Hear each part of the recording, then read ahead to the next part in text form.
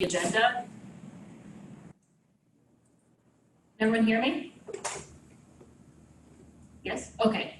Before we move for the approval of the agenda, I would just like to get a quick roll call from all the board members who are on Zoom. I can't see everyone, so. I see you, Betty, so I can see, you can hear us? Hey, Betty. Who else is on? This is Mike May, just kind of checking in. Thanks, Mike, we can hear you. Good. John Robbins checking in. Hi, John. Good afternoon. Good afternoon, Kim Wayne checking in. You, Kim. Brian Kane's here. Hi, Brian, thank you. Are there any other board members on?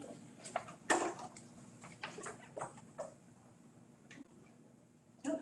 Okay.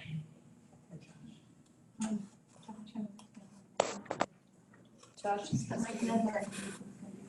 Yeah, I can text Josh and Mike Nether. So we're expecting Josh and Mike Nether to be on and they're not.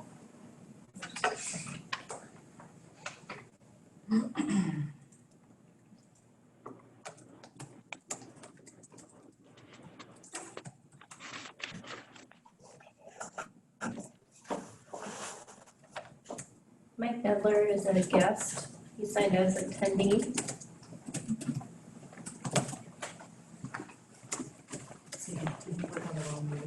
Yeah, so he needs to be promoted. David, can you promote Mike Nether? He signed in as a guest rather than using the panelist link. Does he need to re-sign in or can you promote him to panelist?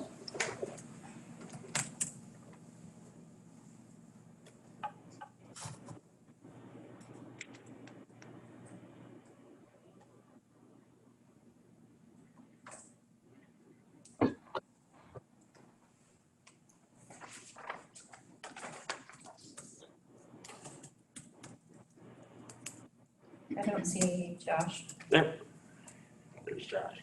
Oh, there's There he Josh, is. okay. Okay. Josh, can you hear me? Yeah. Okay, thank you. Go. Okay, great, thank you. Thanks, Mike. Okay. Well, yes. Did you call the meeting to order? Yeah, I did. Can I get a motion to approve the agenda?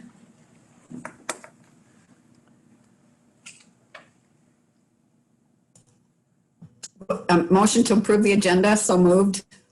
Thank you. Can I get a second, please? I second. Oh, there you go. Go ahead, Kim. Kim second, thank you. All right, it's been moved and second. All those in favor say aye. Aye. Aye. Aye. Opposed? All right, the motion carries. Now it's time for a public comment.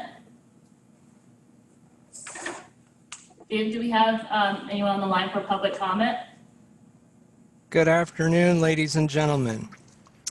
If you are on a computer, on the lower left, you will see a raise hand. If you will please click on that, you'll be in the lineup to speak. Right now, I have 3 people who have raised their hand for etc. If you are on a telephone and you have dialed in and would like to comment, you will need to press *9.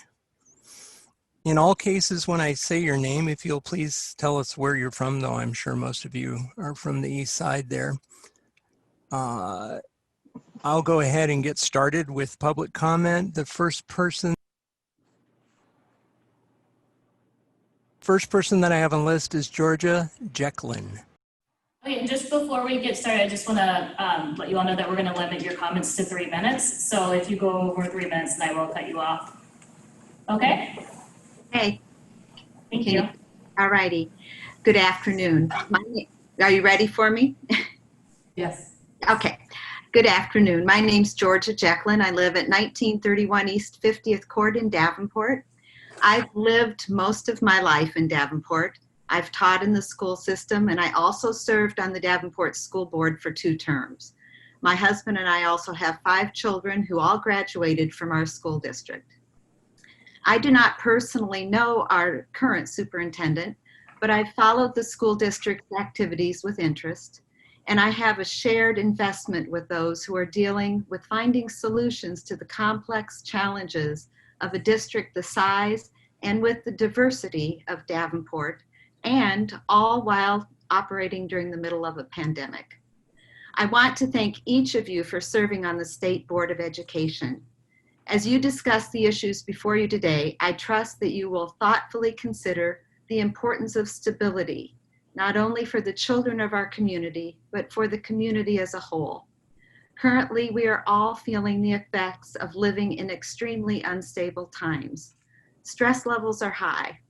As you work within the framework of your mission statement to, quote, create excellence in education through leadership and services, unquote, please carefully consider the impact of your decisions on the lives of our children, their families, and the city that we call home. Proceeding with slow and steady steps can ensure the stability our community so desperately needs. The Davenport schools, their leadership, and all of their staff need to be uplifted by your support. As a board member in Davenport, we not only work to set clear administrative expectations, we also worked very hard to support our administration so our children could be successful learners. I am hopeful that you, as a board, will continue to do the same. Thank you very much. Thank you, Jordan. Who do we have next? I have Cindy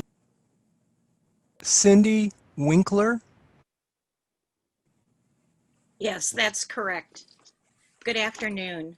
I'm Cindy Winkler and I live at 630 Court in Davenport. I'm a retired teacher. My husband and I are graduates of Davenport schools and our children are as well. I'm also a state representative and I represent parents, students, and staff in the Davenport district. I've remained consistently engaged in the issues that are before you today. They are issues of grave consequence to our district and our community as a whole. The lives of our 14,500 students, their parents, hundreds of employees, and the greater community will feel the impact of your decision because the Davenport community takes the responsibility of selecting a superintendent personally. Our schools are the heart of our community. Since July 17th, our school board has mourned the death of one of their members and responsibly selected another member to provide the continued oversight of these important issues. At a time when schools are operating on a 14-day rolling average of identified COVID-19 cases, the safety and security of our students and staff have played a major role in the efforts to open our schools safely. It's appropriate to take a pause and realize that nothing is business as usual. When Tom Lane came before this body over a year ago, he mentioned that systemic change doesn't happen overnight, that this was a long-term process, a marathon, not a sprint.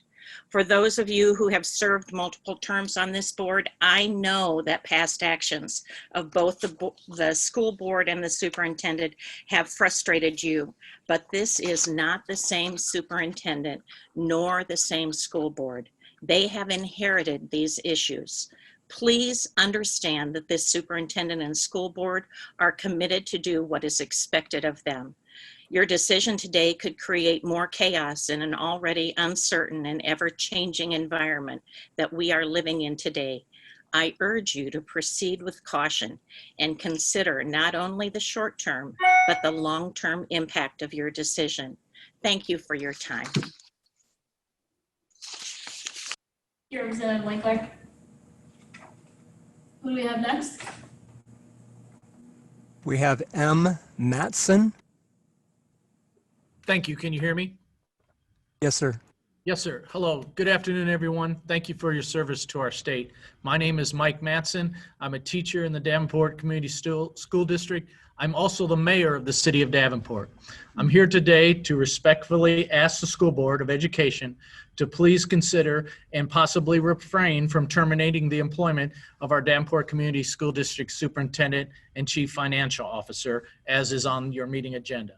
I was one of the people that was part of the very open and comprehensive searches for our new superintendent.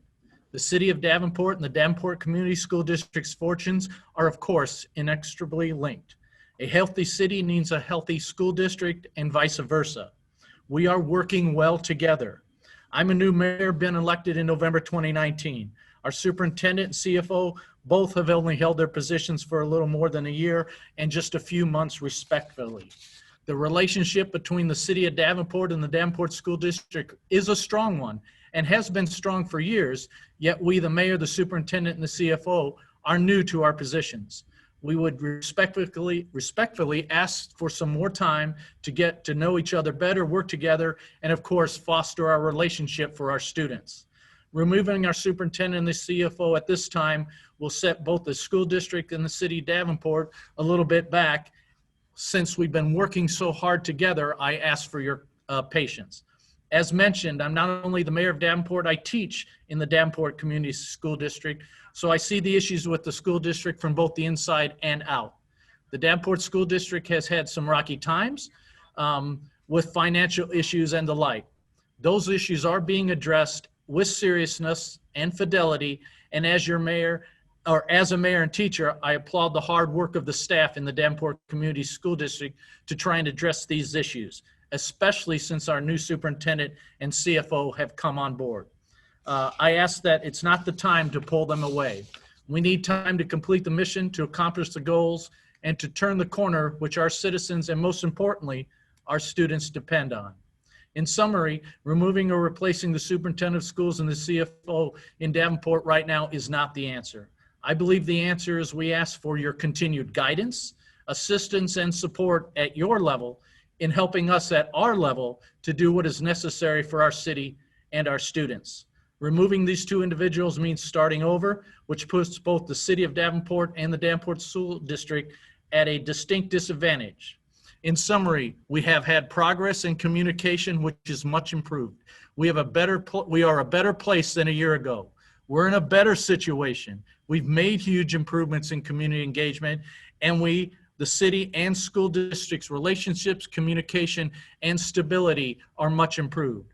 I ask for your patience. I ask for your consideration to leave these folks in place, and I look forward to your discussion. Thank you for listening. Let us please work together to improve Davenport, the school district, for our students. Thank you. Thank you. Who do we have next? John Keeley is wanting to speak. Mr. Keeley, I am getting a message that you have an older version of Zoom and you will need to update it. If you can rejoin the meeting and raise your hand again, we'll be able to get to you.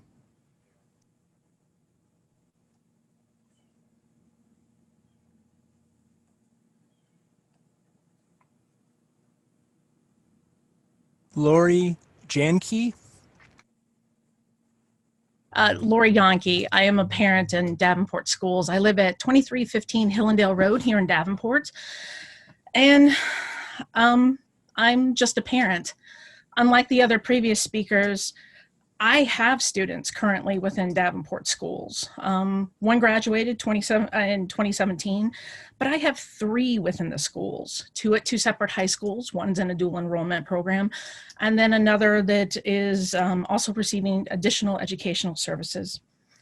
I have been before this board, I mean, not so much the newer members, but the older members, going back to November of 2018, asking for help. And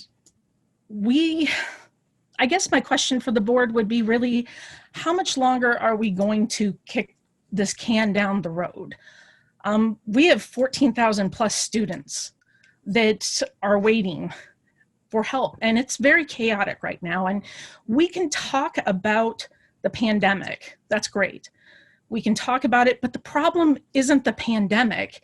It's going back to audits from 2018 and a phase 2 audit in 2019 and issues with finance. That has nothing to do with the pandemic. I have come before you and sent multiple emails asking for assistance and guidance and direction. And while I may not hold as many illustrious titles, I am a parent and I am who the community is responding to. And I represent with my advocacy group over 300 plus parents. And we see things a little differently. The board is the same, with the exception of 2 members. The newest member they appointed served under Tate from 2013 to 2017. The board had an issue with the city, with the city council that they are finally resolving, where they were not communicating and working. So their partnership is new. This is a city that needs help. And I agree. Schools are the heart of the community and our heart is hurting. So we're asking for help. And that's really my question to you is how much longer are we going to allow 1 month into an agreement that on August 5th, Davenport Schools brought to you and there's failure. So that's my question for you is how much longer before the board is really willing to step in? Thank you for your time. Thank you. Who do we have next? I have Josh, but Josh, you have the same issue. You have an older version of Zoom, which you will need to update. Once you've updated it, please rejoin the meeting, raise your hand, and we will get to you, sir.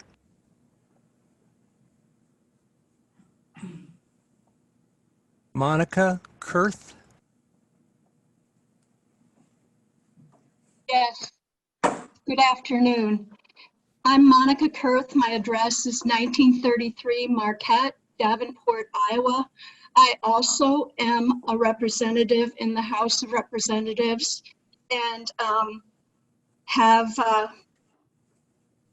many concerns about our school district. My children went to school in the Davenport district and graduated from Davenport Central. I've been a teacher myself, although at the community college level, and I come from a family of teachers, some of whom do or have taught in the Davenport district. Our new superintendent has been here for less than a year. The problems that we are currently experiencing have built up over a long, long period of time. This district is part of the fabric of our community.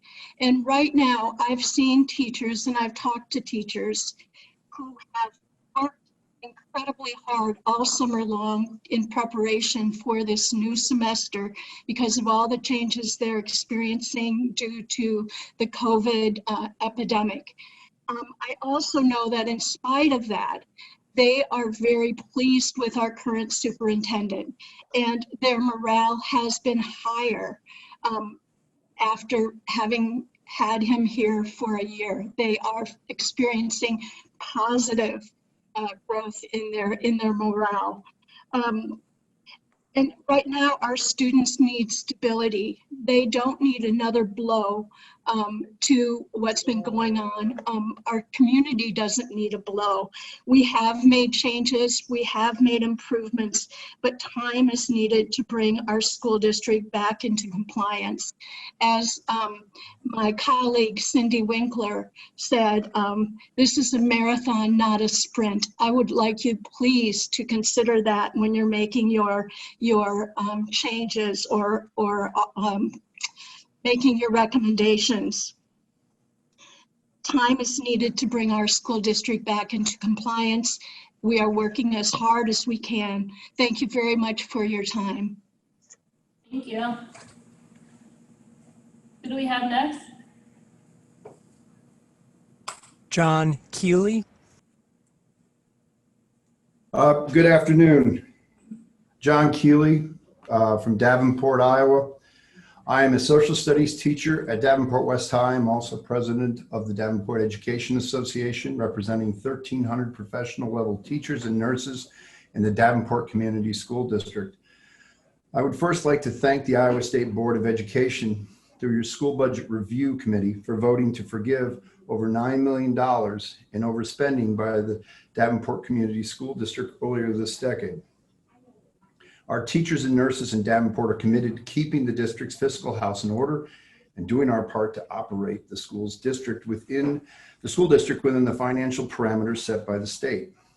Yet we also do not want to see massive layoffs or staffing cuts in the district, which ultimately hurts the delivery of education of our children, especially in high-need population areas which attend the Davenport schools. The forgiveness of the $9 million in overspending helps in our overall mission to have all children learn. Again, we thank you. With respect to the proposal to fire the DCSD superintendent and chief financial officer, I ask that you please reconsider carrying out such a bold, unprecedented move at this time. Our superintendent has been in his position for a little more than a year and inherited the fiscal educational problems that have plagued the district for at least the last 5 years. The CFO just recently accepted her position this summer. To place the blame and burden on them to fix Davenport's problems in such a short period of time would be highly detrimental to our community. To summarily fire these individuals so quickly upon the acceptance of their jobs would have a devastating impact on the entire DCSD all the way down to the classroom level. Fundamentally, the Davenport Community School District needs to establish stability and continuity during these strenuous times. On behalf of the DEA, I can testify that our staff at all levels of teaching are exhausted, having to work overtime for the last several weeks and adjusting to the new delivery methods of instruction due to COVID-19. Our staff bit the bullet at accepting larger class sizes and additional belt tightening to help our district through these financial difficulties. There have been significant layoffs and hiring freezes to get the district's fiscal house in order. Adding a cloud of uncertainty by terminating the superintendent and the CFO would erode the confidence of teachers and patrons of the district that need to successfully educate the children who attend our schools. The Davenport administrators and the DEA have worked together to place the district on a positive and productive trajectory. All district parties, teachers, administrators, parents, and community leaders have put the problems of the past behind them. And instead, we're taking a path of reform seriously and assertively. Firing the superintendent and the CFO, especially when they are so new at their jobs, will knock us off the course and do irreparable harm to our staff. We respectfully ask that you reconsider such a drastic move and simply don't do it. Thank you very much for your time. Thank you. Who do we have next? I have a message from Josh. It is in the Q&A. However, he asked to have someone read aloud, and I will do so. I am dealing with 3 kids being homeschooled while trying to speak with you today. I am unable to update my Zoom at this time. I am reaching out today to ask that you not dismiss our superintendent at this time. I believe that he deserves more time to right the ship. We need your support and cooperation. We don't need punitive actions. We need help. For many of our students, schools are the only place where they can find stability. Changing leadership during this moment will only throw more chaos into our schools, which is the place so many of our students rely on for that stability.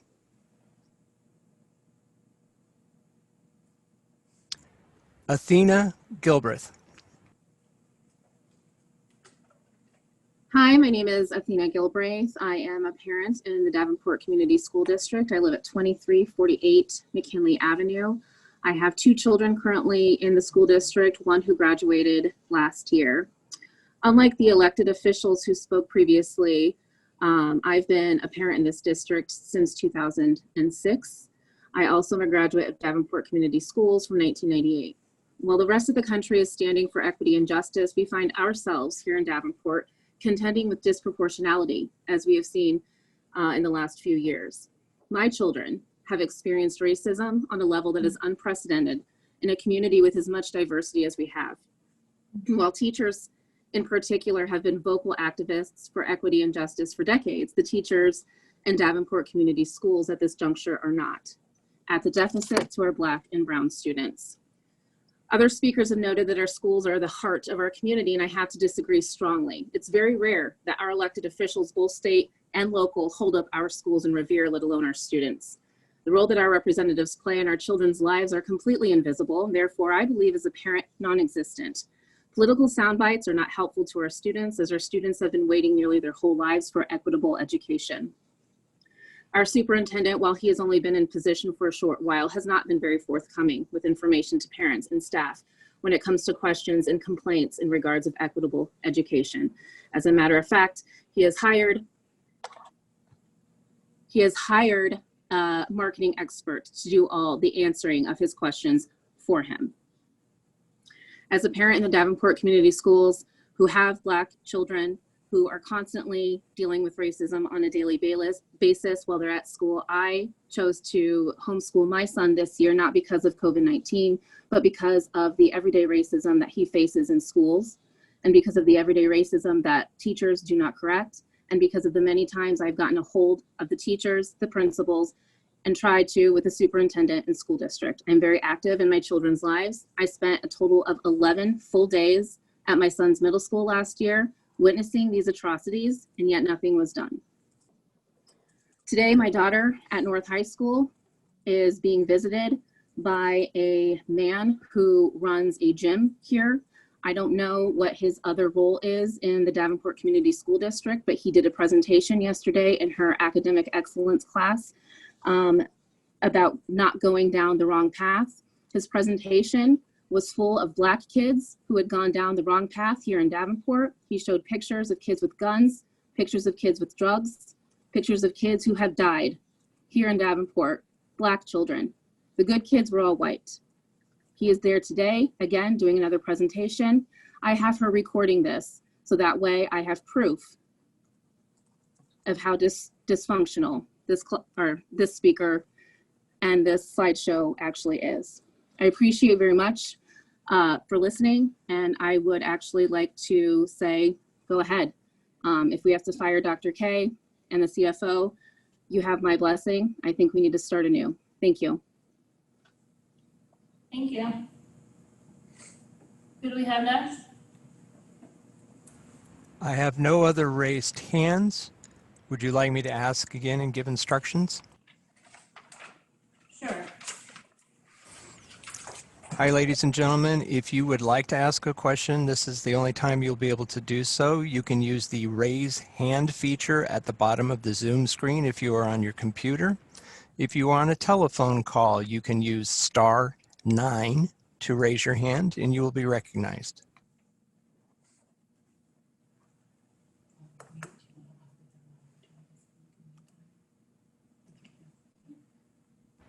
There are no other hands raised.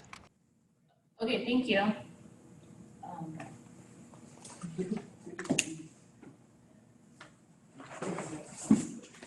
Oh, okay.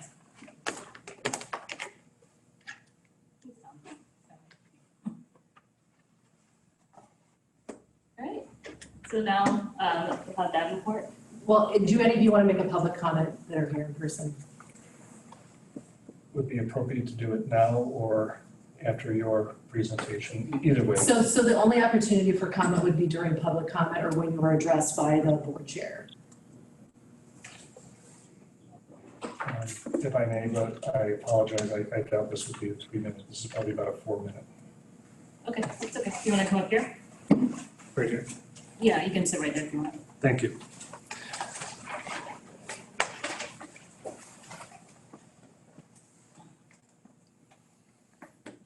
Good afternoon, and again, thank you for the opportunity. It's nice to be back here in Des Moines.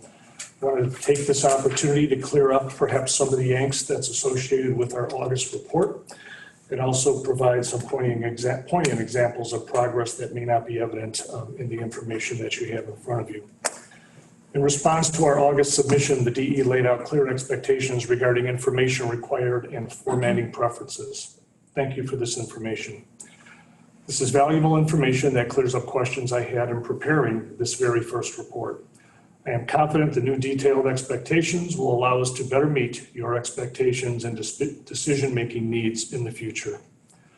Allow me to add that what your administrative team has articulated as expectations for reporting information is currently available and can be compiled or reformatted to suit your needs. We just needed to know how granular our submissions needed to be. Now we know. In terms of requests, we ask that you allow us to continue to work the plan approved by the state on August 5th, 2020, using the predetermined timelines and deadlines associated with each citation. The State Board of Education approved our plan on August 5th. We submitted our very first report on August 27th. We were hoping for a more reasonable amount of time to get acquainted with the new reporting expectations. We also asked for a specific contact person at the DE to be named so that we can work directly on any matter related to our plan, knowing that your leadership team, in particular Dr. Levo and Ms. Williamson, are tasked with many higher order issues facing the state. I'll be honest, I feel very guilty bothering them with an email knowing that the work that they have in front of them today. For example, if a file cannot be opened or you hear a rumor such as Mr. Sinclair is no longer engaged with the district, a simple phone call to someone or an email can solve these ancillary issues very quickly. Lastly, during my 14-month tenure in Davenport, I have witnessed a collective energy and attention devoted to improving our accreditation status, as well as a genuine desire to commit to a model of continuous improvement. All the while, working diligently for the last 6 months under the cloud of an evolving national health crisis. The Davenport Community School District staff has served over 250,000 meals this past summer. We served over 5,000 meals on Tuesday to families in need. The lines stretched around the block and no one left without a meal. This was all under the new federal food plan. We facilitated the connections of hundreds of families to the internet. A team of over 100 staff members created 2 return to learn plans with a school board member serving on each of the subcommittees. We have enrolled nearly 4,000 students in our online-only learning platform, and we have held over 2,200 IEP team meetings since August 3rd. Nevertheless, the substantive work of our citations has taken place during this tumultuous time, especially in the areas of crisis response, violence prevention, PBIS, special education, professional development, and equity. I might add, when I first became the superintendent of Davenport, one of my first visits was to the Keystone Academy. It wasn't a program, it was a place. It was a place where students who were misbehaving were sent. When I walked into that venue, the vast majority of the students in there were students of color. I closed Keystone this year. Keystone no longer exists, and those students are attending their home schools.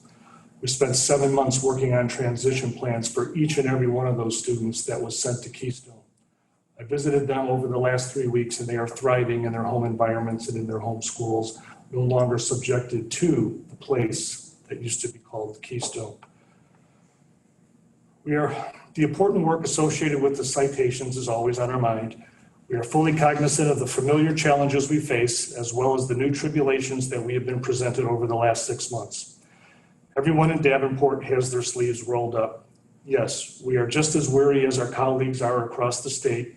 Yet as critical workers, we are firmly committed to the many tasks at hand. Much has changed since the Department of Education team visited Davenport last February. They would find a completely different school system and a learning environment if they stopped by today. If time permits, I would invite any of you to come to Davenport and see for yourself. I would be happy to show you around. Lastly, with regard to finance. Considering the impact of COVID-19, the district has had a good year financially. The district's certified annual report shows a positive unspent authorized budget of $706,681. We believe that by the time fiscal year 20 is closed and the district has additional costs of LEP approved by the SBRC, the district will have a positive UAB of $2,004,869. The greatest progress has come in expenditures with a reduction of almost $12 million. This puts total spending well below where it was prior to the district experiencing a negative UAB. In fairness, COVID-19 created some expenditure reductions, especially in transportation and substitute teachers. Also, the district used the self-insurance fund to reduce health costs from the general fund. These issues will need to be addressed as we finalize the fiscal year 21 line item budget. Even with great progress in reducing expenditures, a negative impact on UAB has been miscellaneous revenue. It fell from 6.9 million to it fell from 15.8 million to 6.9 million. This is the lowest level in many years. In the last few days, the district was able to reassign COVID-related costs and increase miscellaneous revenues by almost $2 million. Had the district's miscellaneous revenue been even close to the traditional miscellaneous revenues, the district would have ended fiscal year 20 with a very healthy UAV. As the district continues to develop fiscal year 21 line item budget, we are confident we are able to grow the district's unspent balance in fiscal year 21. Our goal will be to maintain the spending levels established in fiscal year 20 with only minor growth while working to improve miscellaneous revenues. This district has carried over approximately $2 million of federal aid for COVID-related costs. We do have Gary Sinclair, who has been working diligently with the district over the last few weeks and months, available and is on the call for future questions. That is all I have for the board today. Thank you very much. Thank you.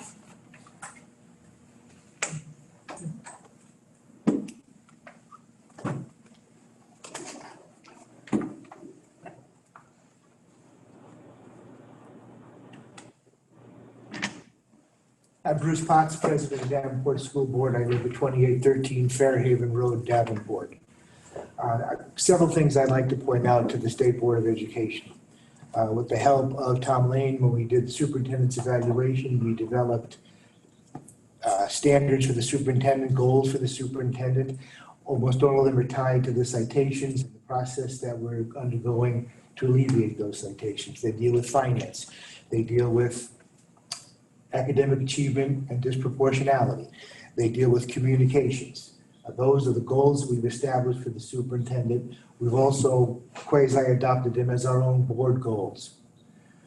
We've changed our meeting formats. Now at our committee of the whole meetings and our regular board meetings, there is a time set aside where we are either given a presentation and a dialogue on either special education and the remediation going on in special education, our status there, or our financial situation. The last board meeting, Gary Sinclair gave us an extensive read on our financials. That's going to be incorporated every board meeting. We've added an extra regular business board meeting every month so that the board will be meeting 3 times a month to have the opportunity to discuss our progress on our citations and get feedback and develop our data-making decision skills. We've had, not in this reporting period because we just had it in September, we had our 3rd workshop with the Iowa Association of School Boards. That's where we also developed, the product of that was a list of questions the school board members can ask of Gary Sinclair in particular on our finances. I had a phone call yesterday, I believe it was, Thursday, with the Iowa Association of School Boards. We're going to develop another series of workshops for the school board. The school board is committed to this. We're committing the superintendent to it, not only through his natural desire to clear up citations and rectify the problems, but the board itself is committed to this. We're putting in time, we're putting in effort, and we are serious about it. We now know the manner in which the state wants our reporting data packaged. We provided what we thought was supporting data. We provided links. It apparently wasn't satisfactory. To me, that's a communication problem. It's not a problem that we're not making progress. That communication problem has been solved. That's all I'm going to say. Thank you. I'll start putting my foot in my mouth.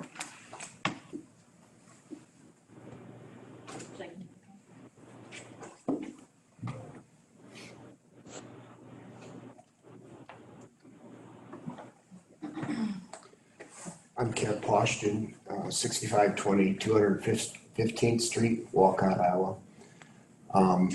I haven't been on the board even a year yet. As was mentioned, we have one board member that was just appointed last month, and also another board member that has not been on the board for even a year. I feel the board is been working very hard as far as addressing the citations. I have complete confidence in Dr. Kilbelski and the job that he is doing. This board and this superintendent inherited a lot of issues, and we're working hard to address them. Matter of fact, I don't even know why Dr. Kilbelski even took this job, because it was such a mess to begin with. And he's rectified many of the issues. And I sat on the Davenport Student Achievement Team, which is mainly administrators and teachers. There's about 100 of them involved with that. These administrators are engaged. They are very happy with what Dr. Kabilski has done and the changes that he has made.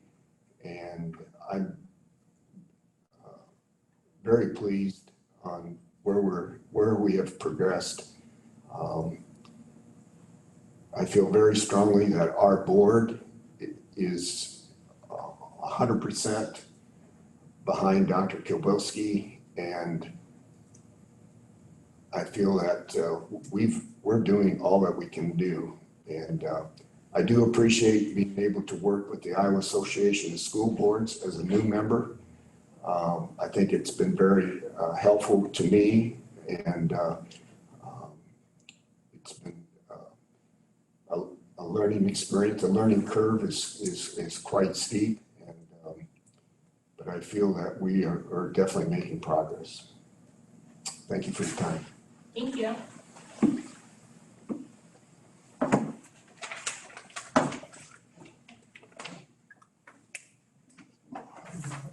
All right, that concludes public comment. Right. Thank you so much for your time today. I realize that we are at 3 o'clock after public comment, and the most important thing about this, I think, is that the board have time to deliberate. So I will try to be brief, but there's a good deal of material to cover to make sure that board members are well informed. So first, I want to make sure that you understand what you have in the board packet today. You have your executive summary, which you're used to reading, so you understand what you're looking at. You have a department recommendation in there.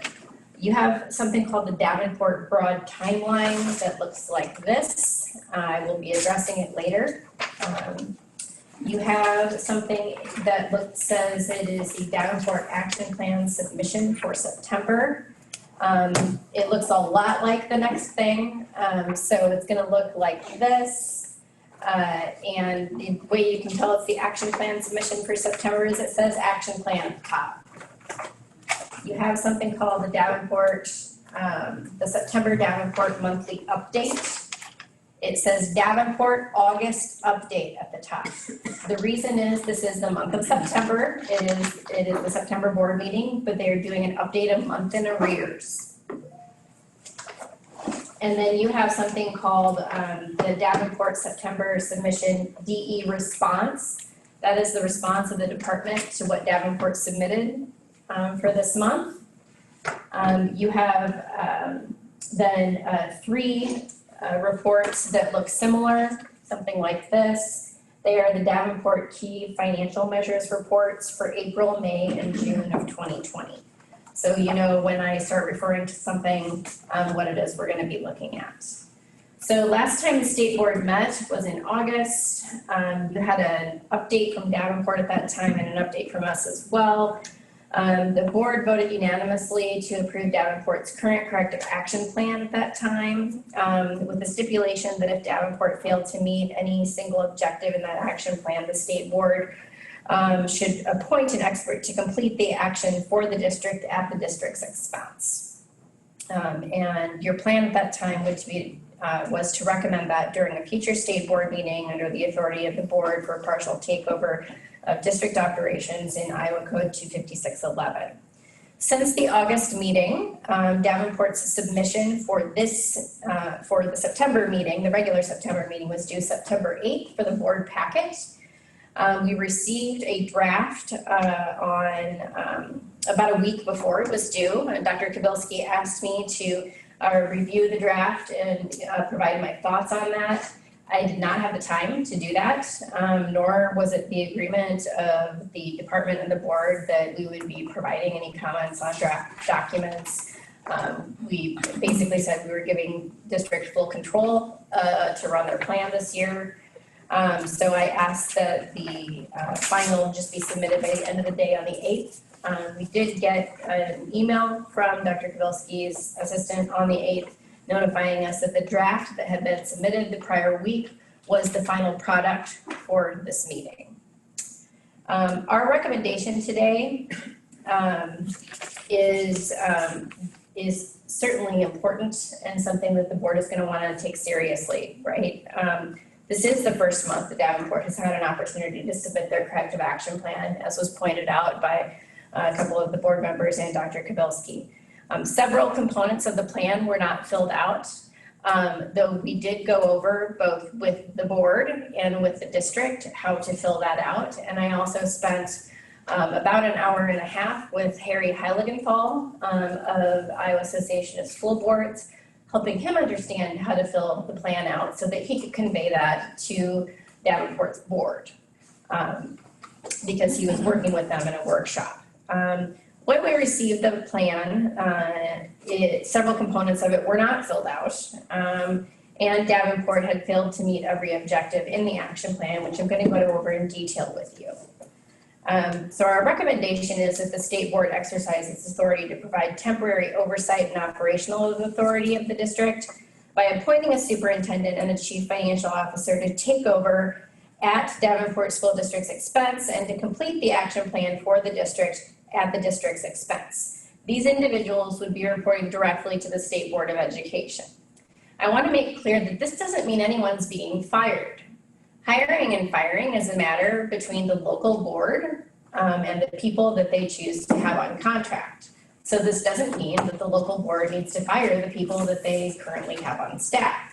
What this does mean is that the state board would be exercising their authority to appoint someone to take that authority at the expense of the district. So the current superintendent and the current CFO may lose their decision-making authority over things that the state board is taking over, but no one is necessarily being dismissed. That is a matter to be taken up by the local board. I have a number of slides that I want to go through with you, and again, I'm going to try to do that as quickly as possible, but want to be thorough.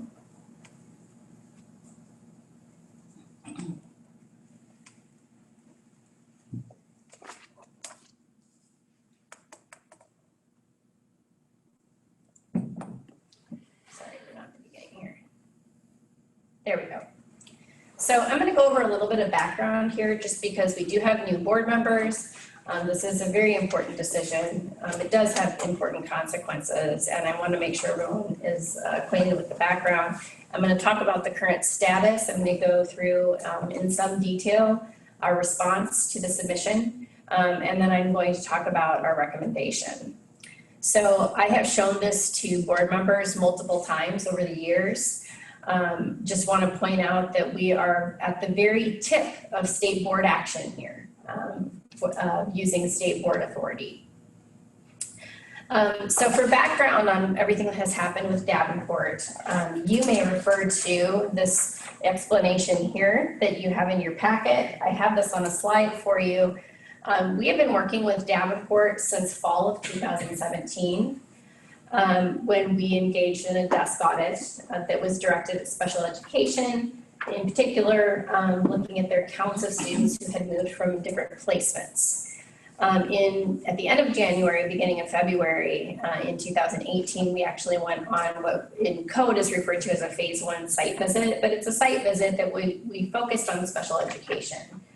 Brad Niebling is here today. He was on that site visit. I helped architect that site visit, but was unable to be there. As an outcome of that site visit, you can see on your sheet, we found, I would say, the most significant noncompliance with the Individuals with Disabilities Education Act that we've ever found in the state. And there were over 2,000 violations for students that we found that needed to be corrected. And there was what we think of as systemic non-compliance with special education. So not only were individual students' IEPs affected and there needed to be compensatory education ordered, but we found some systemic issues, one of the biggest being concerns about disproportionality, and you heard one of the public comments refer to disproportionality. So we wrote up a corrective action plan that the state board was made aware of, and we also spent the remainder of 2018 supporting those corrections. And we even hired an expert to oversee those corrections. That expert was Sandy Schmitz, who continued to work with the district for yet another year and has since been hired as the special education director for the district. In November of 2018, the state board was continuing to receive monthly updates on the progress of Davenport and was not satisfied with their progress and determined that they would order a phase 2 visit. A phase 2 visit is what comes after phase 1 has been unsuccessful in correcting noncompliance. In February and March of 2019, our team at the department conducted a phase 2 site visit. That is basically delving into all of the things that make a district compliant with state and federal education law so that they can be an accredited district. We gave a report back to the state board in May of 2019, and the board determined that they would place the district on conditional accreditation pending their correction of all noncompliance. We did have a meeting between local board members and administration and state board members to come up with a corrective action plan that the district would work on. And we spent the remainder of 2019 working on that plan. In December of 2019, there was an uptick in violent behaviors in the district, or at least those that were being reported to the department. So we took a team, again, Brad Niebling is here, and he was a member of that team. Dave Tilley is on the line. He was also a member of that team. Barbara Oland is also on the line and was a member of that team. We went and visited with Dr. Kabilski and his administrative team about the importance of putting a crisis response violence prevention plan in place, and we visited a number of buildings. In January, we came back to continue to work with the district on crisis response violence prevention. And then in February of 2020, we did our phase 2 follow-up visit. That is a required and important part of being conditionally accredited, that you continue to follow up at least on an annual basis to make sure that you're checking to see if things are in compliance. It also gave Brad Niebling and Barbara Oland an opportunity to do some really thorough work with the district on the programs that they had in place. And then in August of this year, as I have just stated for you, the state board ordered the continued work with the corrective actions, and then your additional conditions were placed on that you would appoint an expert at the district's expense if they failed to continue to get things done with this corrective action plan. I have a couple of visuals that we've used a couple of times when we've gone through corrective actions with districts, and I wanted to make clear where you are at with your board authority. So the state board authority for K-12 accreditation in the state of Iowa starts with desk audits. It moves through a phase of accreditation team visit if necessary. That was the phase 1 visit. Reporting to the director and the board, the district getting an opportunity to respond, and then the board makes a decision on whether they're going to continue with full accreditation or order conditional accreditation. Then we go through a second phase where a district works a remediation plan. There's the second visit, which we did, and then there's another report to the director. You have already been here. You have already made the board decision to continue conditional accreditation. And now we are at that loop back where we come back to the board and say, so something didn't work quite right with what you had asked. I have additionally provided dates on this slide so that you can see kind of the path we have been on with the district. So the desk audit stuff happened back in 2017. The accreditation team visits were in 2018 and 2019. So those were phase 1 and phase 2 visits. You ordered conditional accreditation in 2019. We worked remediation plans all through 19 and 20. We did our second visit in 2020. And you are now at your second opportunity to make a board decision that can result in full accreditation, continued conditional accreditation with additional conditions, or dissolution. So again, I want to make clear kind of the length of time that we've been working on this and the path that's available to the board.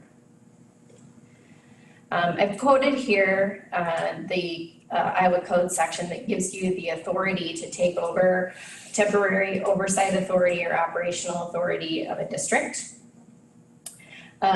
Just want to emphasize temporary. How long this happens for and the conditions that you place on it is at the discretion of the board. If you have questions about that toward the end of this as you're deliberating, we'll be more than happy to answer those for you.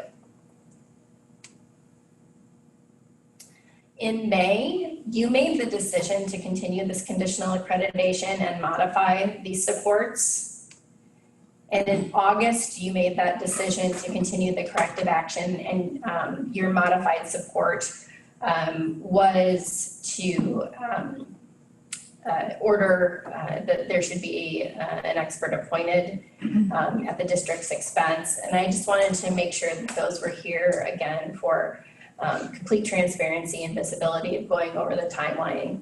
One more time, I want to make sure that everyone is on the same page with the timeline.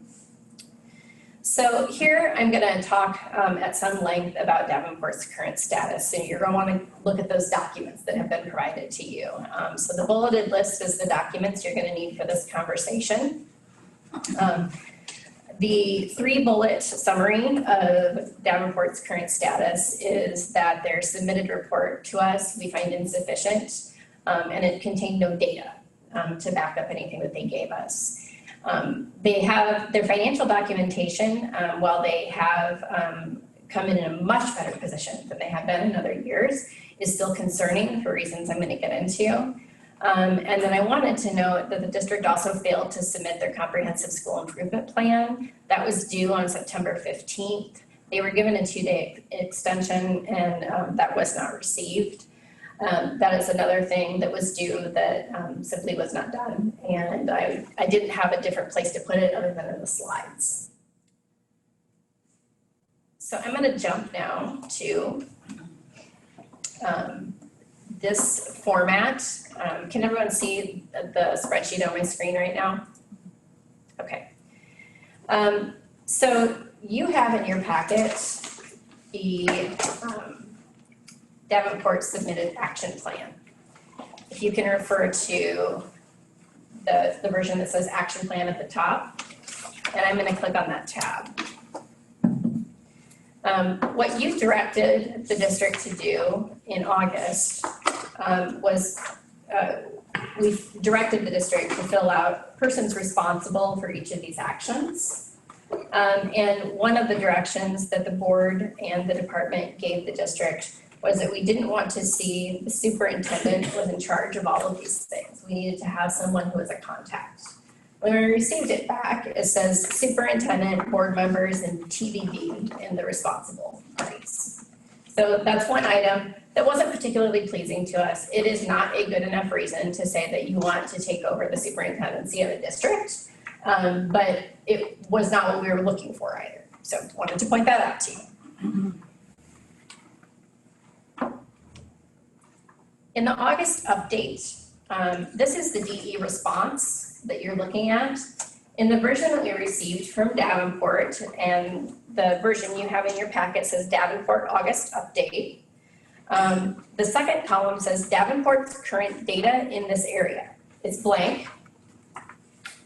We had given Davenport all of the data that they were supposed to report on in their static plan. So if you look at the screen, you can see in column U, we gave them all of the data that they're supposed to use. And in the update that they provided us, no data were given.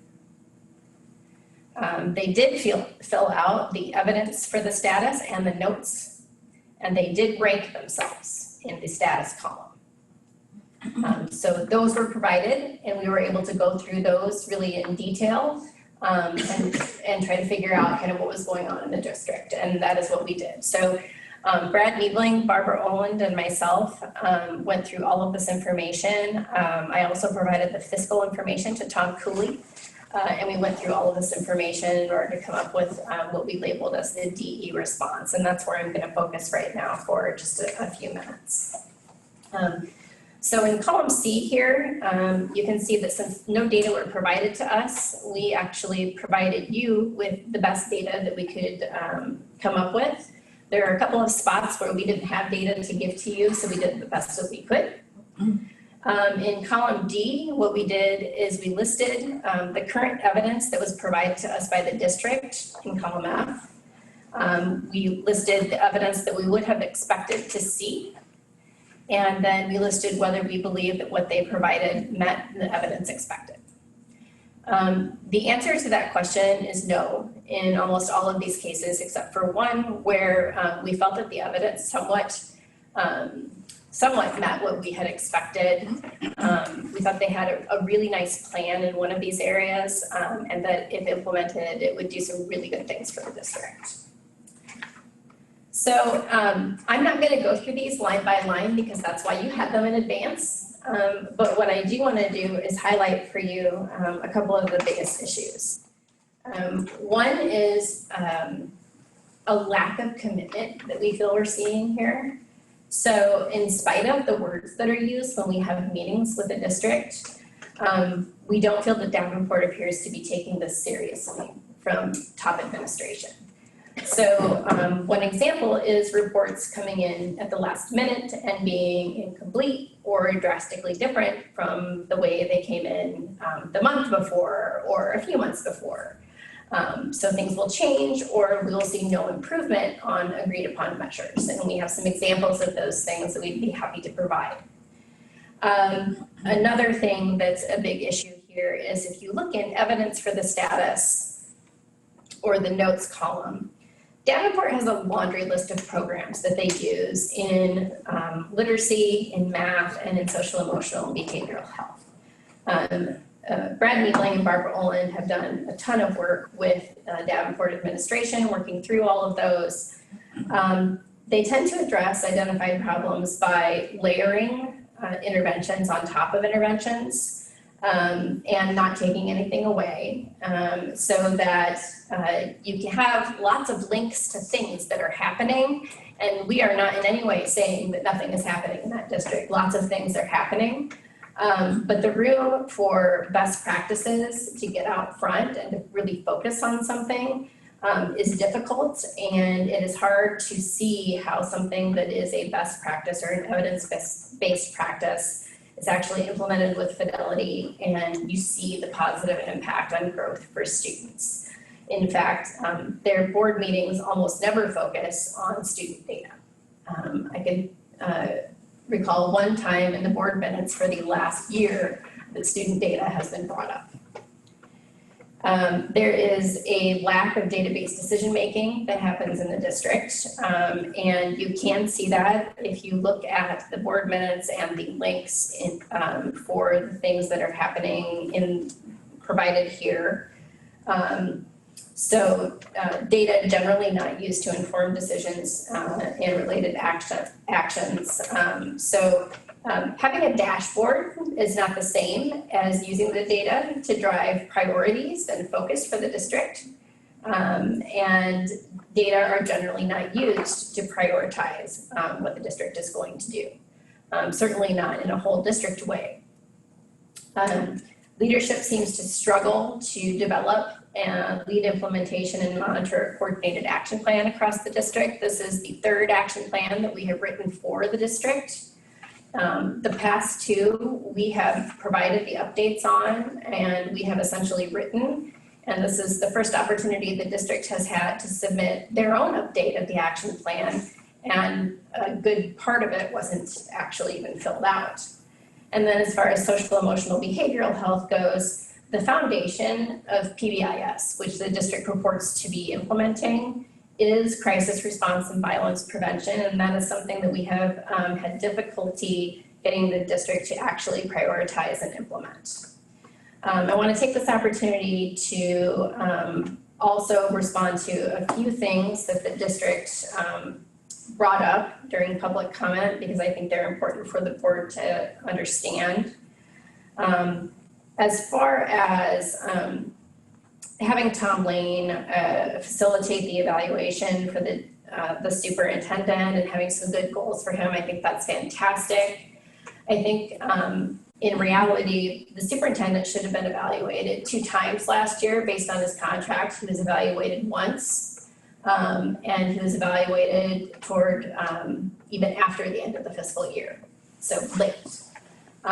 He was, after Tom facilitated the evaluation with the board, it took them another at least 6 weeks to actually get that put down on paper and have goals for the superintendent.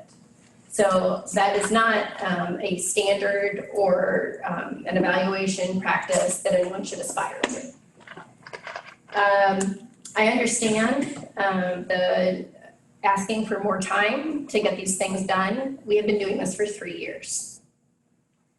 The things that have been done, our students' IEPs were corrected and compensatory education was delivered because we hired someone to go and do it for them. And then the AEA stepped up and did a bunch of those evaluations. Regarding Gary Sinclair, I'm going to talk a little bit about finance next. And regarding the district not knowing how to fill out the action plan, I think that we have been over this multiple times. I don't think this is a communication problem. I think this is a willingness to do it problem. And I spoke about my discussions with Harry Heiligenthal from the Iowa Association of School Boards. I really think that I am sympathetic with the difficulty that it may cause Davenport to have 2 major positions, have different decision makers and actually report to the state board. I am more sympathetic to the chaos that is currently occurring in the district and the day-to-day problems that this actually causes for families, and particularly families where students of color are disproportionately affected in the district. I'm going to jump to a couple of budget and finance items that were in the action plan, and then I'm going to conclude my remarks with the slides. So in finances, the state board asked for 3 things. One was that there would be a financial structure process that adheres to the requirements that the SBRC had set forth for Davenport. Reason being that we were trying to link what the state board wants Davenport to get done with what the SBRC wants Davenport to get done. We also asked for a monthly financial review process for the local board to look at, and we asked for a finance report to be submitted to the state board. There's no finance report submitted to the state board. It says in the notes here that the district needs to comply with all of their citations and doesn't have a plan did not anticipate having to pay for experts. If you click on this key measures report in the finance structure that was provided to us, that actually leads you to the May financials. So I'm going to look at these. So if you go to May, it says that now, and I don't expect you to be able to read this, by the way, but this is a forecast 5 report. Gary Sinclair has been terrific about working with the district. We did actually, it was our understanding that Gary was not going to work with the district anymore at the time of publication of your board packet, but he does continue to work with the district. So if you look at their May financials, all I want to call your attention to is row 7, their unspent authorized budget was projected to be 20.5 million in May. The month prior is April, and so you'll see that's month 2020, 4th month. That same number was projected to be negative $1.3 million. And then if you go to June, that same number, they were projected to finish $97,000 positive. So their projections, these are all posted on their website, jumped from 1.3 million negative to 20 million positive to 97,000 positive. And so that just kind of piqued our interest in why these vary wildly. So I want to say a few things about finance for the district, even though I am not the finance person, and we can have questions go to Tom Pooley. Today is the deadline for submission of the certified annual report, or the CAR. That's how all districts and AEAs submit their finances to us for the closeout of the fiscal year. Based on information presented to the Davenport Board of Directors, that's what you just looked at, and provided to the department in the CAR, so they have submitted information. We have concerns about the district's financial position and their fiscal management. So these key measures reports that you looked at differ drastically. The district was reporting a negative balance for the 5th consecutive year as of yesterday morning. As of yesterday morning, their CAR was coming in negative, but it might have turned positive some once excess costs for English learners were accounted for. It just might have been by very little. And I just want to remind you that this is with $9 million in spending authority being forgiven by the SBRC in January. So as of 5:45 p.m. yesterday, their CAR had been uncertified and revised. They are now reporting a positive balance of $706,000 without accounting for those English learner excess costs, which gets them to that higher number that they're going to finish the year at that Dr. Kabilski spoke about. So they will be positive. They did that by now coding $2 million use of their ESSER relief funds, as opposed to the day before, they had only coded the use of $100,000 of those funds. And that increased their miscellaneous income quite a bit. There's nothing wrong with any of that. Anybody should be using that money and doing those things. And the district did significantly cut expenditures last year by $11 million, almost $12 million, as Dr. Kabilski said. They also lost considerable revenue of about $7 million, at least $4 million of which they were unable to explain as of Thursday. They don't know why they didn't have that revenue, which is a problem. So our main concern is not that Davenport will end the year negative or positive. That is a concern for the SBRC to take up. Our main concern is that their financial position is not the product of careful planning. They lack sufficient cushion to weather unexpected expenses. They do not fully understand the fiscal impact when something does happen that affects their budget. For instance, they got a whole bunch of money from CARES. They didn't do anything with it until the day before the CAR was due. This points to a continued lack of appropriate fiscal management. And frankly, we find the fact that they changed it yesterday before the board meeting worrisome. I'm gonna jump back to the slides.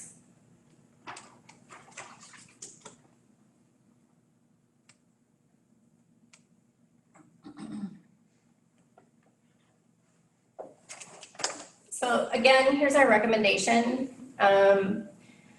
The department is recommending, given everything that I have put in front of you, that the state board should appoint a superintendent and a chief financial officer to take over temporary oversight and operational responsibility of the Davenport School District and to complete this entire action plan for the district at the district's expense. I understand you're going to have a lot of questions. Here are a few clarification items. The acting superintendent and CFO would be chosen by the department and approved by the state board. So I know you're wondering, so who would that be? We have had preliminary discussions with Mississippi Bend AEA about their ability to provide those services, at least the superintendency services, because superintendency services are something that AEAs provide as a matter of course. It is in Iowa code. The acting superintendent and CFO would report to the state board, not the local board, and they would be supervised on a day-to-day basis by the department. But that would be at state board direction. The acting superintendent and CFO would be compensated commensurate with current salaries. So we are not going to get people who go in a day a week and we're giving them a cut rate salary. And this arrangement again would be in place until the state board deemed it no longer necessary. I am going to close my comments. I'll take any questions that you have, but I want to make sure that you have sufficient time for deliberation, and I understand it's 3:30. Thank you, Amy. Thomas, did you want to, before we start kind of our deliberations, did you want to mention about the Board members should direct their question from here forward to Assistant Attorney General Jordan Esbrook, who is on the call and has attended the entirety of this meeting. So if department staff have questions, they can direct them to me. If board members have questions, please direct them to Attorney Esbrook. Thank you, Thomas. All right, does anyone have any questions for Amy? This is Betty. I have a question. We heard in several of the comments a plea for support as opposed to punitive measures. From what I've seen and heard, the department staff has provided support. I guess I want to ask Amy, what do you think about that? Do you believe that the staff at the department has provided adequate support at this time? So thank you, Betty, for the question. I believe department staff have provided adequate support. I think that on top of the over $300,000 of expert support that we have provided for Tom Lane and Sandy Schmitz, our own staff have worked countless hours, overtime. We don't get overtime, but going to Davenport calls, just trying to make these action plans work. And if we did not think that, we would not have made this recommendation. This recommendation was not made lightly, and it was made after months of deliberation by multiple people here. This was not a fast decision. Have you ever implied to Superintendent Kowalski that you were too busy or didn't appreciate calls for support or clarification? The one time that I said I was too busy was when he sent me the draft of the this current submission, and I said I didn't have time to review a draft. Other than that, I think that I have taken every call from Davenport and been very responsive, and you're welcome to ask them the same question. Thank you. Brian? Yes, thank you. Amy, say, are we exacerbating the financial issues by hiring two people at levels commensurate with, you know, those job titles? I presume we are, but how do you see that being addressed? How can Davenport afford that, given what I'm seeing in their financials? Yeah, that's a really good question, Brian. So I think there's potential that we're exacerbating it, and I think that Director Lebo has also taken the position that the department can't afford to continue to hire people for this district. So I think that we're going to have to hire, or if the board decides to go this direction, I think that we would have to look at the financials and figure out if there is a way to support it using Davenport's dollars. And Brian, to clarify on that, you know, it's within the board's discretion to decide for how long. So this could be, when we talk about salary commensurate, it's a month at a time, for example, and that's really within your discretion. Okay, thank you. Say, I have one more question for Amy. Amy, can you elaborate a bit for me on the, based on your remarks, you feel like there's some resistance to the recommendations or taking action? Particularly, I thought you said in the reading the report in the violence prevention and things like that, or maybe some special ed things. Can you give some more context to that, please? Yeah, absolutely. I actually wonder if Brad Niebling could speak to the violence prevention work or the audits of other work that we have done. I think it would be good to hear from him. Sure, absolutely. So as Amy has noted, Barbara Olin and I have worked with the district for the better part of 18 months or so, 18 to 20 months. We've worked through several iterations of action plans.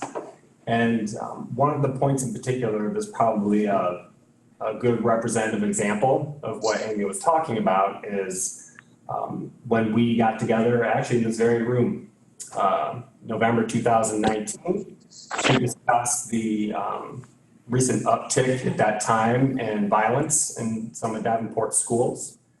And Barbara and I spent most of that morning trying to understand and in some ways convince the district that the violence in their district that was going on was critical and should be the top priority to address as the district.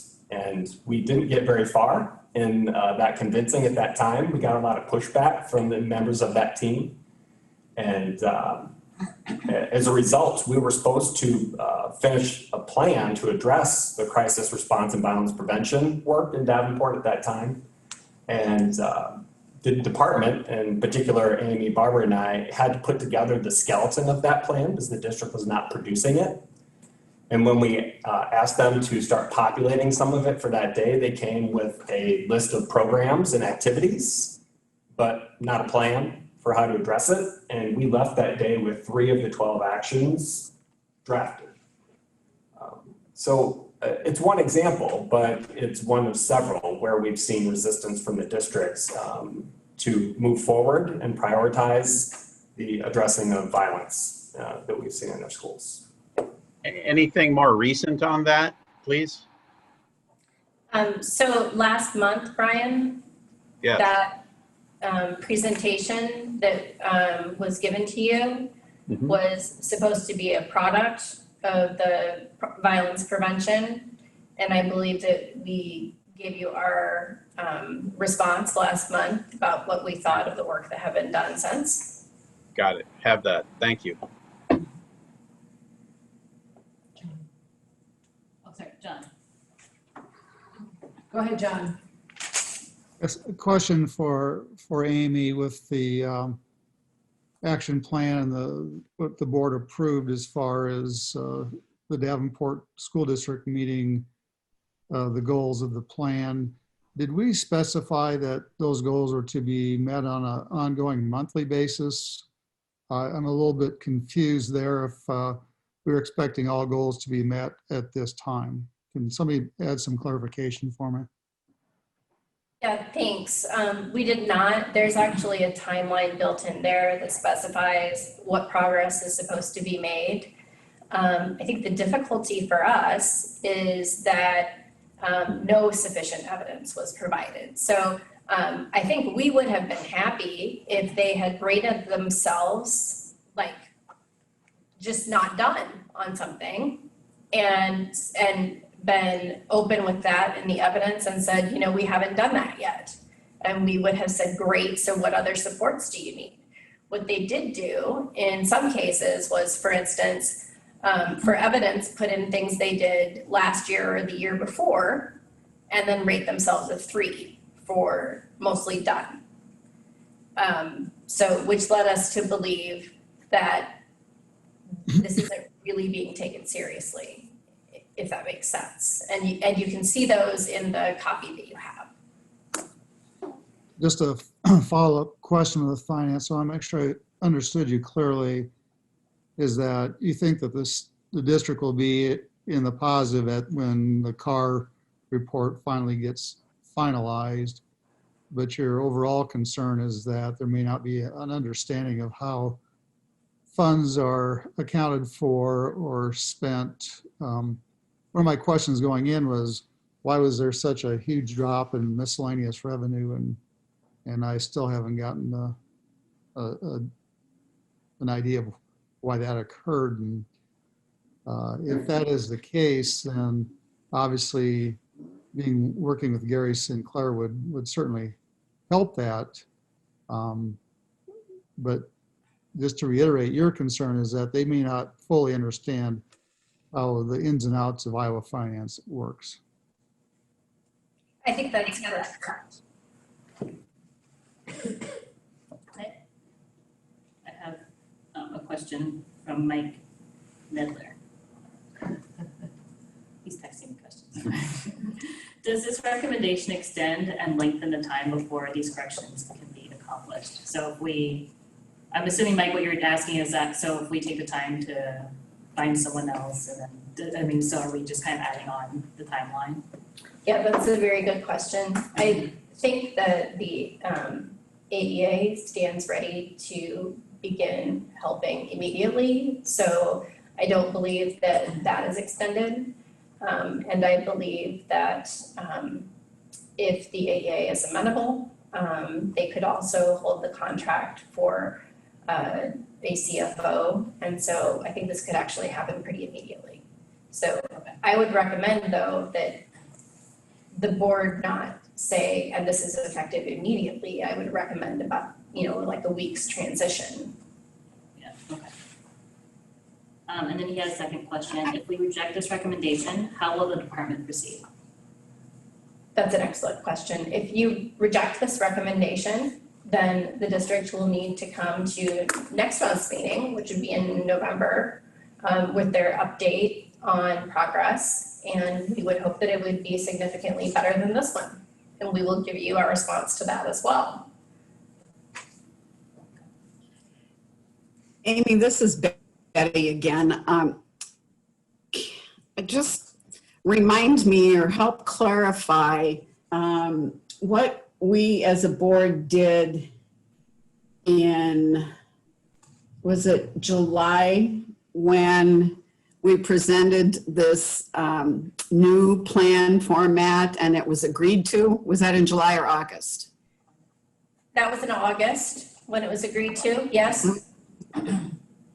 And when it was agreed to, what does that mean exactly? What does that mean when you say it was agreed to by all parties? It was agreed by the district. And when I say district, I mean district administration and district board members and state board members, that this format would be used and that reports would be provided to the state board at every meeting.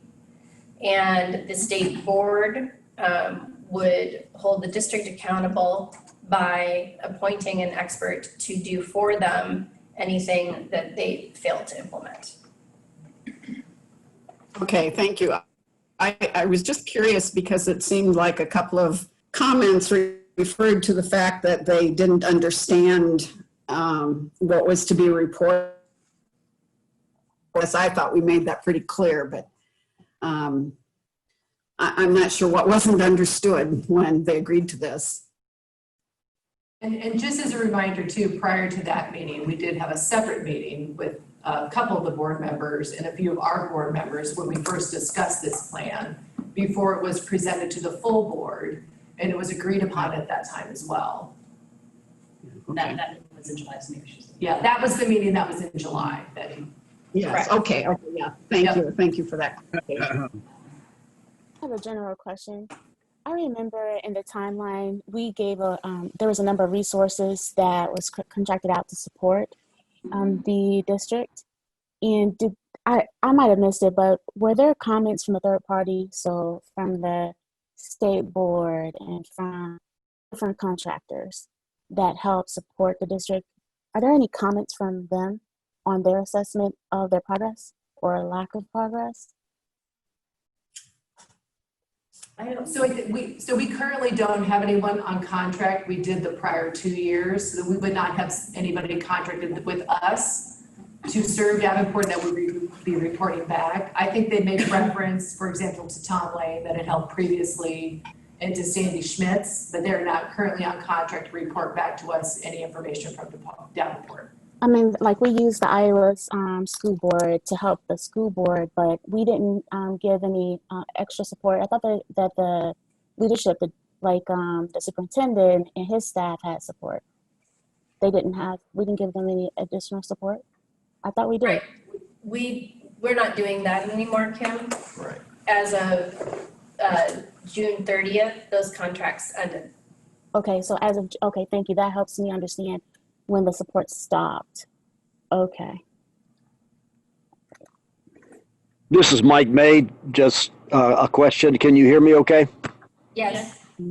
There is a white elephant in the room, and it's COVID. And we wonder the difficulty, or I do, the difficulty of meeting some of these expectations in the light of this thing that nobody's really got their arms around yet. We're still trying to figure it out and how we're going to deliver education to these kids. And in the light of that, Amy, is that a mitigating factor? Is that something that needs to be considered? Or do you think that these expectations, I mean, we knew about COVID in August, these expectations should not be modified in light of that? Yep, so that is the elephant in the room. And here's how I think about COVID.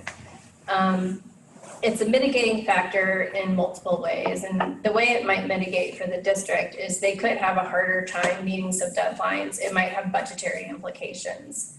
The way it mitigates for kids is we know that kids all over the country, all over the world right now are losing learning time. They're losing instructional time and they're losing face-to-face time with adults who care about them in schools. That is disproportionately affecting kids of color, kids who are living in poverty, exactly the kids that Davenport Schools serves. It was already disproportionately affecting the kids that Davenport serves, but COVID is just exacerbating that. And so COVID's not a reason to not act on this. It is a reason to find it more urgent. That doesn't mean that you have to decide the way that the department has recommended, but it means that the work is more urgent than it's ever been before. Because the kids who were counting on the school are counting on the school more than they ever did before. Yeah, I'm gonna leave it at that. Good answer. Thank you. I think you said that really well. And my second follow-up question would have been, which of these things that we're concerned about the most affect student learning and student achievement? And you kind of answered that already, but to me, that's the bottom line anyway. And it appears a significant number of these things are going to affect student learning. Yeah, and I think that we had a version of this discussion at a prior board meeting. The plan is meant to all go together because these things all play off of each other to give kids the experience they deserve to be in a safe and caring environment, and then also learn essential skills. And so it all does need to go together. I think that all of that can happen. The urgency just really needs to be there for everyone involved. Thank you. The question, this is Betty. Sorry, Mike, did you have something else? No, fine. Amy answered my question. Thank you. So if we were to accept the department's recommendation, does the action plan as it's written stay the same? And we would just be expecting different people to take responsibility for that plan. Is that how this would work? Yes, if you took the recommendation as written, you would get an interim superintendent and an interim CFO to take responsibility for ensuring that the plan was enacted. Those people would be given the responsibilities that any superintendent or CFO would typically have for getting that done. So they would be able to hire, fire, spend, all of those things. Like when you say that the board is taking over operational authority, that's what that means.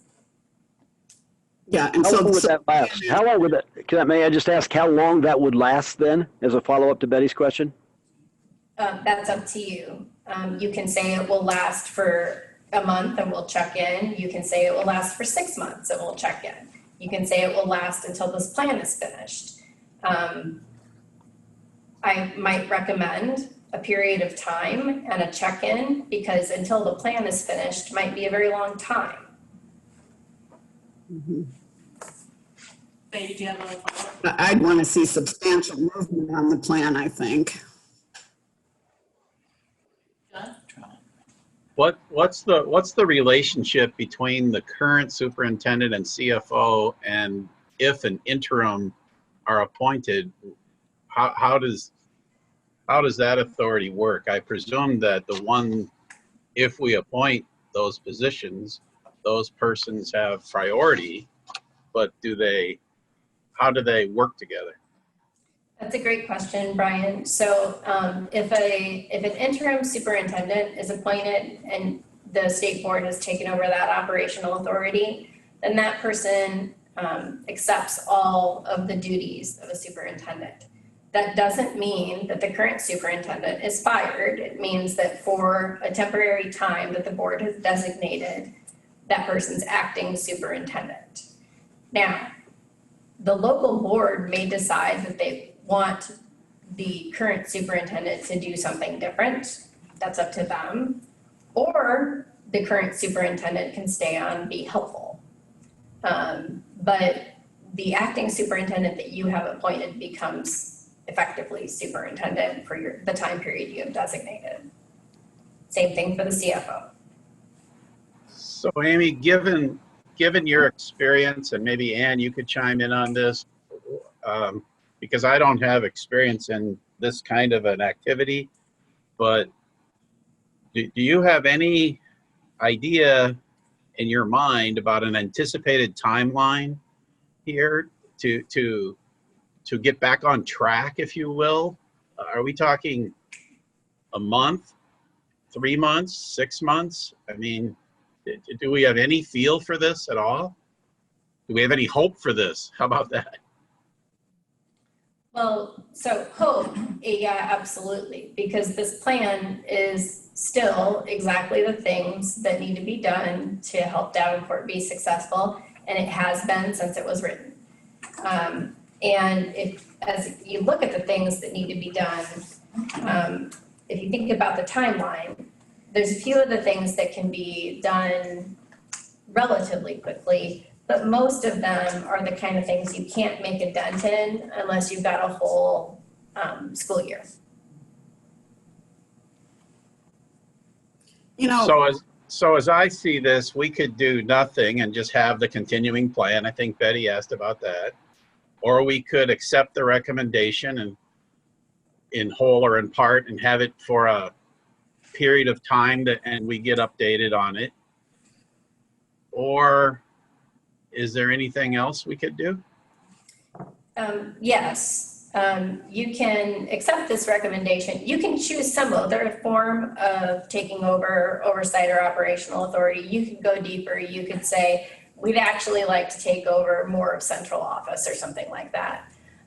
But you're really standing at when I said you're at the very end point of board action, you are adding conditions onto conditions for conditional accreditation.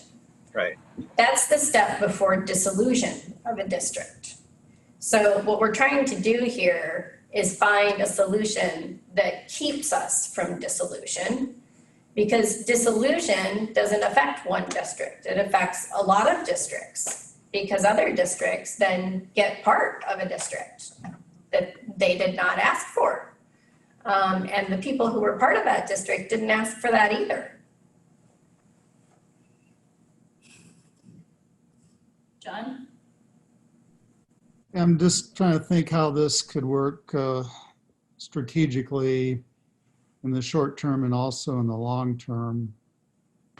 It would seem to me that if there be maybe the potential for a modification of the recommendation, where we have the superintendent, CFO come in, and they're just focusing on the action plan itself and anything that's related to that action plan.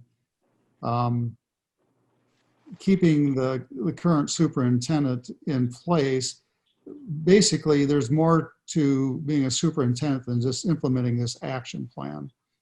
And so if we have somebody come in with a laser focus on just getting this plan up and running, writing the plan down is one thing, but implementing the plan is, it's going to take a while to implement the plan. I guess I'm a little concerned. One, has the state ever done this before? And have they done it in recent years? And if so, what has been the ins and outs about that? So, John, the state has never exercised this authority before. The state board has never exercised this particular authority for operational takeover temporarily. The reason we are proposing it now is to prevent the need to go to a different step. And I will say I totally respect your solution for having somebody just do a laser focus on the action plan. I feel like we have tried that, but if it's something that the board wants to do, certainly we would defer to you. And I think you make it, just to reiterate the distinction between completing the plan and implementing it. This isn't just about filling out the template. This is about what that means. And I think what we've seen is continued plans being presented without the action occurring.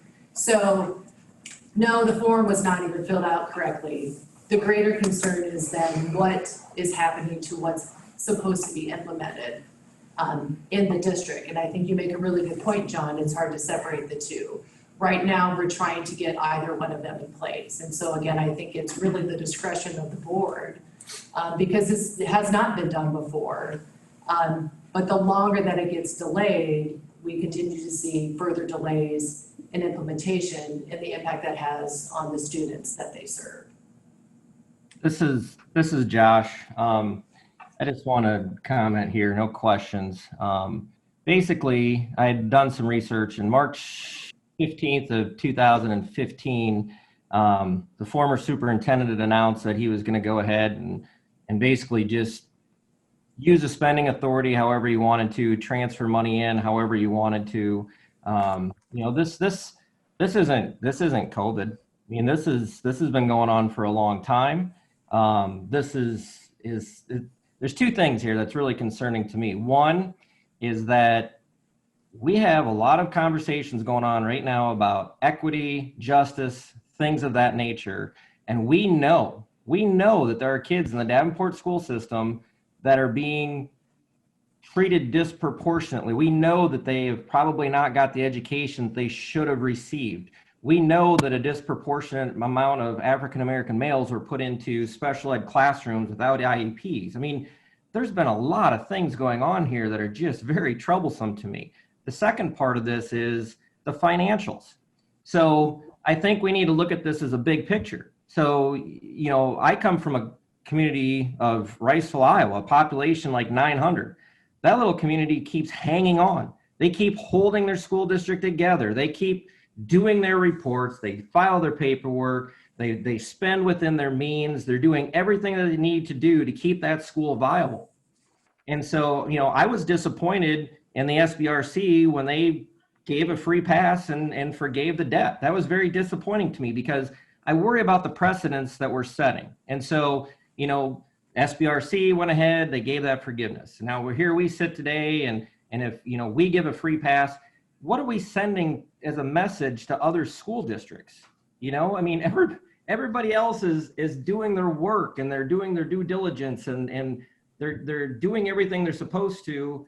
And then, somebody's not doing those things. And then we sit here and maybe, I'm not saying we will, but what if we don't implement anything or take the recommendation? So I've been around this situation since 2015. I've been engaged with this. I've seen it firsthand as a legislator. Now I'm seeing it as a state board of ed member. It has to stop. And we can't sit around and wait for somebody to change this and somebody else to change it. This is something that's in front of us right now, and we have an opportunity. One of the things that also troubles me about the public comment, I heard a lot of people that were in support of the superintendent and all those things, and that's great. And they were talking about the support of the superintendent, the board, the teachers, the staff. Nobody was talking about the kids, except for the parents that were disgruntled. And at the end of the day, this is about the students and what kind of education they're receiving. And we have it and we owe it to those kids to be their voice to make this change. So with that, I would move to accept the board's recommendations and take the board recommendations and all the hard work that they've done.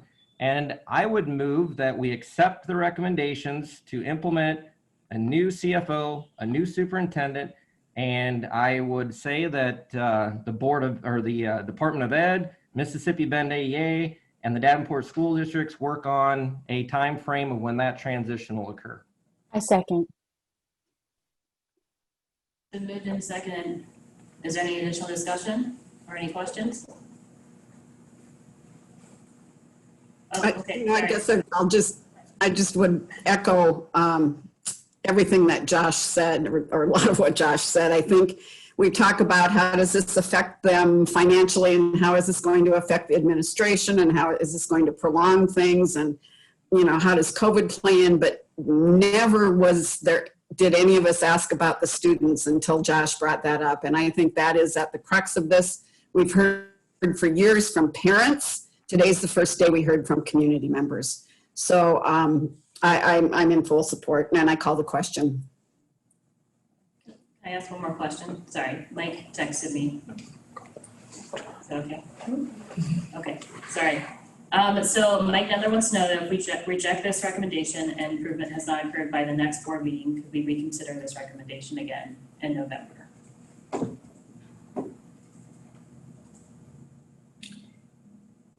Brooke, I'm not sure I understood what you just said.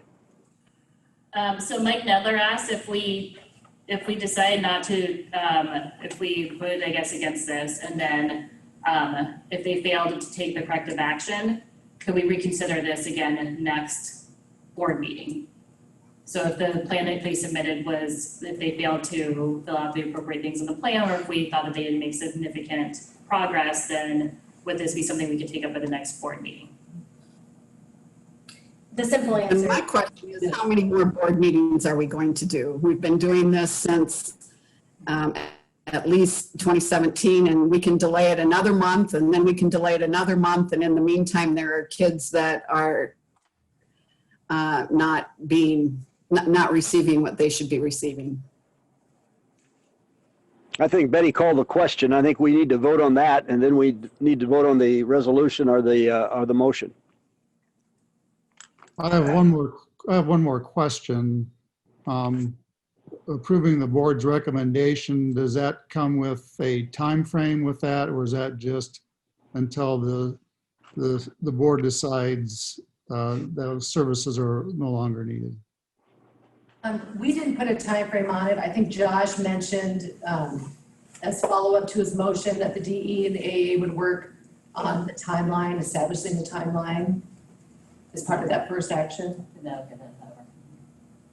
I think that is fully your discretion if you would like that to be done that way. Does that answer your question, John? Yeah, that's good enough for now, I guess. Thank you. Mike Nedler, did you get your question? Oh, sorry, you can't respond. Can you answer his question? Sorry. What's the question? His question was if we didn't consider it this time and if the failure, because I don't think we ever done. Yeah, yes. Okay. Mike, the answer to your question is yes. Okay, thank you. Sorry. I think there was an answer in the so. So are we about to vote on whether we're going to vote on the motion? Is that where we are? Is the motion. No, the Yes. question was called on the motion. Yeah. Okay. So we're voting on the question. We're voting on whether we're going to vote on the resolution. That's what that's where I'm at. You're voting on the resolution. We're voting on the motion that was made. Oh. That's the question I called. Okay. I'm calling that to a vote.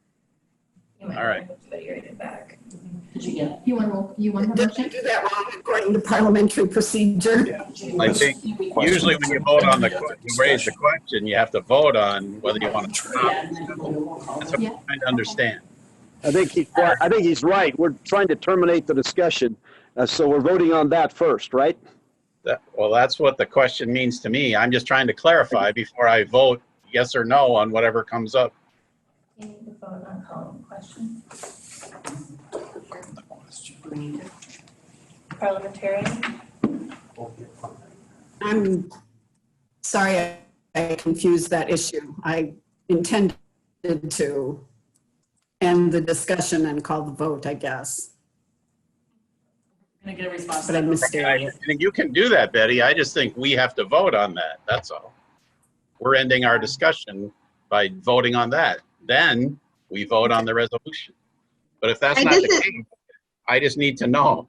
This is Jordan Esbrook. Can you guys hear me? Oh, Yes. okay.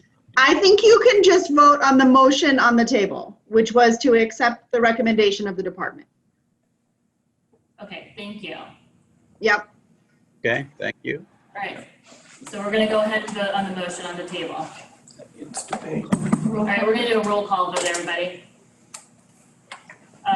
Mike Nedler, if you just wanna text me. Mike Nedler? Oh, okay, thank you. Right, Brooke? Aye. Betty? Aye. Josh? Aye. Brian? Aye. Mike Nedler? Yeah. Aye, he said yes. Mike May? Aye. John? Aye. I don't believe George was on. Kimberly? Kimberly, you're on mute. Aye. Motion passed.